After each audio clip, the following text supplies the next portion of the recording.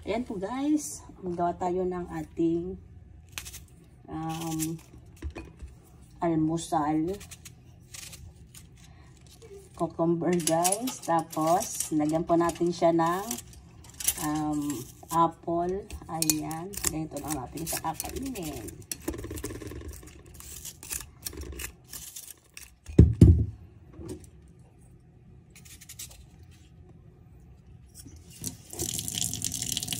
Hindi na natin binalatan po yung apple guys. Ayan. Kasi pwede naman po yung may balat.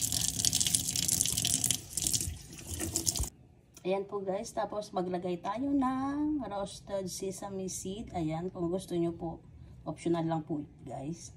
Kung ayaw nyo naman, okay din naman po yan guys. Nasa inyo na po yan. Ayan. Tapos ganyan lang. Ayan. Kunti lang po ang nilagay natin. Depende na po sa inyo guys kung lalagyan nyo pa ng konting asin. Pero ako, ganito na lang. Ayan. Konting halo-halo lang po guys. Ayan, okay na yan. Wala tayong carrots na nilagay guys. Kasi wala tayong carrots sa ating ref. Ayan. Ayan, okay na po guys. Ayan. Ayan po guys. Ayan po guys, ready to eat na po ang ating almusal. Ito yung almusal po natin ngayon guys. Pipino tsaka apple. Yan, nagtimpla din po tayo ng energy. Ayan. Ayan po siya guys. Ayan, tara guys, kain na po tayo. Ayan ang ating almusal.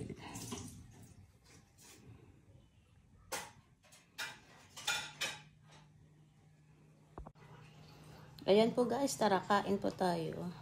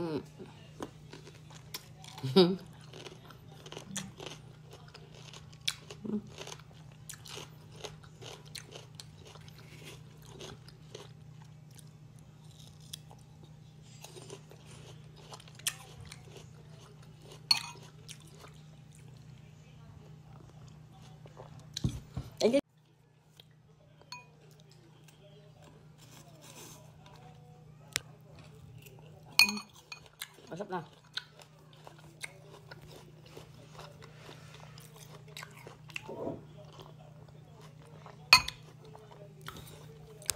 Ayan po guys. Thank you guys for watching. Bye!